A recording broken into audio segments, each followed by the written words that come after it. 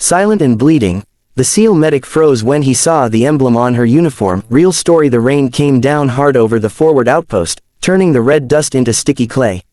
The air smelled of iron, blood and rust, when the medevac chopper finally touched down. The SEAL medic, Chief Petty Officer Grant, sprinted toward the landing zone with his trauma kit slung over one shoulder. Another casualty, they said. Possibly civilian. He wasn't ready for what he saw. The stretcher team rushed toward him, carrying a woman barely conscious, her uniform drenched in crimson.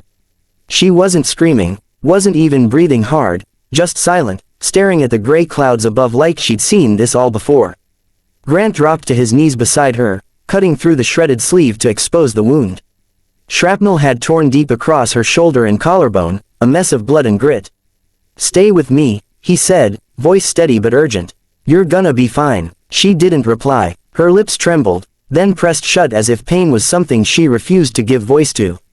He started to clean the wound, but his hand froze halfway, his eyes catching a flash of metal beneath the torn fabric.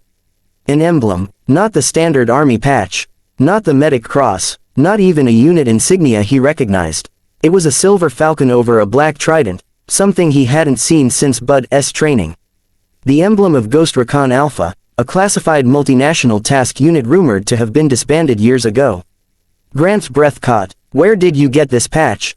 he muttered. Her eyes flicked toward him, calm and sharp despite the blood loss. "It's mine," she whispered, barely audible over the rotor blades. He stared at her. Impossible. Alpha was dead, she finished for him, her voice hoarse but steady. That's what they wanted everyone to think. Before he could respond, she grabbed his wrist. Her grip was strong, too strong for someone losing that much blood. "Don't take me to field command," she hissed. "No reports, no ID tags." Grant hesitated, torn between orders and instinct. She wasn't supposed to exist. The emblem, the scars, the calm, it all screamed something off the books. The chopper crew shouted, "We're losing time." Grant met her eyes again. They were cold, gray, and resolute. Whatever she had done, whoever she was, this wasn't her first time bleeding for a mission that would never be recorded. He nodded once, closing his trauma kit. "You didn't come through here," he said quietly. "But you'll live." As he wrapped her wound, she exhaled and whispered something he barely heard over the engine roar. "Tell the Admiral, the ghost is still breathing." The rotors lifted, wind and dust swallowing her words.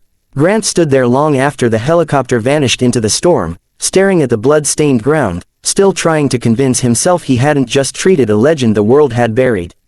Chief Grant couldn't sleep that night. The storm had passed, but its echo stayed with him, the pounding rain, the roar of the helicopter, and those last words, "Tell the Admiral, the ghost is still breathing." He sat alone in the med bay, the fluorescent lights humming softly. On the steel table before him lay a small scrap of torn fabric, the piece he'd quietly cut from her sleeve before the others loaded her into the chopper. The silver falcon and black trident glimmered faintly under the light, the threads frayed but unmistakable. Ghost Recon Alpha. Every SEAL who'd been in long enough had heard the whispers. An elite joint task unit made up of operators who didn't officially exist, people who took missions even Tier 1 teams refused.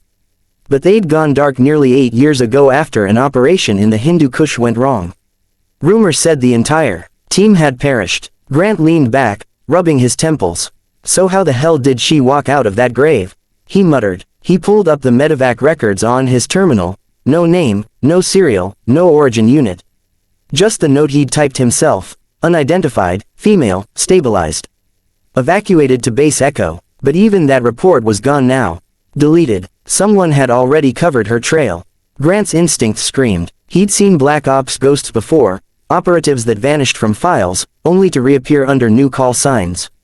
But something about her was different. The way she endured pain without flinching, the command in her eyes. Whoever she was, she'd outranked the battlefield itself. The door creaked. Commander Hale, his Colorado, stepped in quietly. "You're still here, Chief." Grant snapped to attention. "Yes, sir. Just cleaning up the med logs." Hale studied him for a long moment, then said, "Forget the evac case from this morning." "Sir, you heard me. She was never here. Higher command already handled it." Grant's throat tightened. "With respect, Commander, she was bleeding out. I need to follow up." "Chief." Hale's tone sharpened. "This isn't one of your usual patients. Orders from the top, 3 stars up. Drop it." Grant nodded, but his chest burned with unease. Hale turned to leave, then paused at the doorway. Off the record, he said quietly, if you ever see that emblem again, pretend you didn't. Some ghosts are better left alone.